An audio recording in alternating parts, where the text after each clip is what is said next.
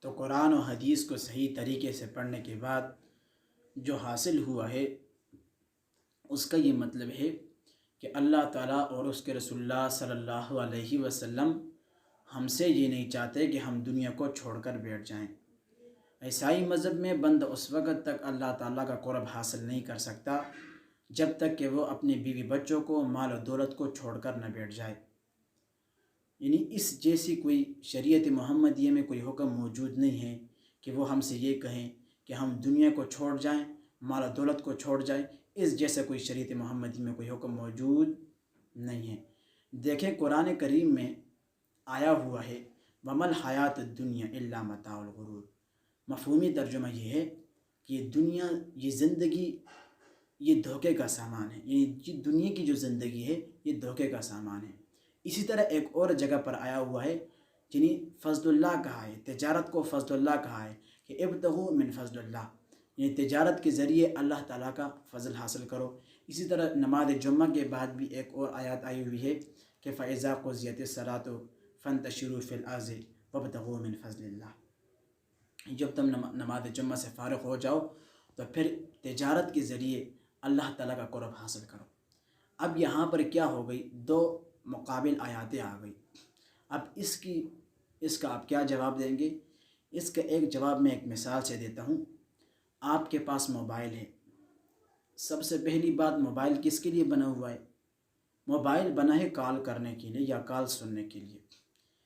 پھر اس کے بعد اس میں میسیجز ایڈ ہو گئے، اسی طرح اس میں جو ہے یوٹیوب ایڈ ہو گیا، اسی طرح اس میں فیس بک، ٹویٹر، جتنی بھی چیزیں ہیں وہ ایڈ ہو گئے۔ لیکن اس کے باوجود جب کال کریں، آپ کے موبائل میں اگر یوٹیوب آن ہو، آپ کے موبائل میں اگر فیس بک آن ہو، لیکن وہ آپ کو اسکرین پر سب سے پہلے شو کیا کرتا ہے؟ وہ سب سے پہلے کال شو کرتا ہے۔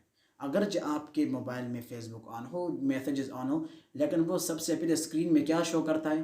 وہ سب سے پہلے شو جو کرتا ہے وہ کال کرتا ہے۔ کیونکہ موبائل کا مقصد کیا ہے؟ کال کرنا یا کال سننا، یہ موبائل کا مقصد ہے۔ اس وجہ سے وہ سب سے پہلے شو کیا کرتا ہے؟ کال کرتا ہے۔ اسی طرح یہ دنیا کی زندگی جو ہے، یعنی ہم اس دنیا میں رہ کر ہماری یہ ضرورت ہے، مقصد ہمارا یہ نہیں ہے کہ ہم یہاں پر رہ جائیں، مقصد ہمارا یہ ہے کہ ہم آخرت کے لیے اس دنیا میں تیاری کریں۔ تو اسلام کا پیغام یہ ہے کہ ہم اس دنیا میں بھی رہیں، لیکن ساتھ ساتھ ہم آنے والی جو ابدی زندگی ہے اس کے لیے اس دنیا میں اس کی تیاری کریں۔ لیکن اس دنیا میں جب رہیں وہ بھی شریعت محمدیہ جو قرآن و حدیث ہمیں بتاتی ہے اس کے مطابق رہیں۔ یعنی جو ہے ہمیں جو سیاست کرنے کا طریقہ جو شریعت نے بتایا ہے، اسی طرح رہن سہن کا طریقہ، معیشت کا طریقہ، معاشرے میں رہنے کا طریقہ۔ دیکھیں ایک عیسائی نے غالباً ایک صحابی سے پوچھا کہ آپ لوگ کہتے ہو کہ ہم سارا دن عبادت کرتے ہیں، تو آپ لوگ تو تجارت وغیرہ بھی کرتے ہو، یہ پھر کون سی بات ہوئی؟ تو اس صحابی نے جواب دیا کہ یہ جو ہم تجارت کرتے ہیں، یہ جو ہم سیاست کرتے ہیں، یہ جو ہم جتنے بھی مطلب رہن سہن کے طریقے کرتے ہیں، یہ ہم آپ صلی اللہ علیہ وسلم کے مطابق جو انہوں نے طریقے بتائے ہیں ان کے ہم مطابق کرتے ہیں۔ یعنی دنیا میں رہ کر اس دنیا کو دین بنا لو، بس یہ آخرت کے لیے کافی ہے۔ ہم یہاں پر رہنا تو ہمیں ہے ہی ہے۔